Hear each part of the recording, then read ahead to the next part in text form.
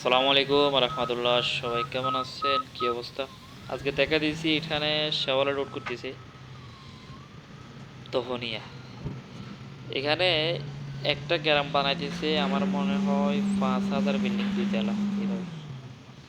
দুইতলা building, সবগুলো দুইতলায়। অনেক সুন্দর লাগতেছে। আমি এখানে অনেকদিন কাজ করছি, বসে থাকি এখানে ফ্রি টাইম, কাজ আসলে যাই আর কি আমরা। দেখেন, অনেক সুন্দর। মানে এগুলা সব যারা এই ফায়ার সার্ভিসে কাজ করে, হাসপাতালে কাজ করে, সরকারি লোক, এদের জন্য ঘর বানাইতেছে সরকারে, সৌদি সরকার। দেখেন জিনিসটা আসলে অনেক সুন্দর।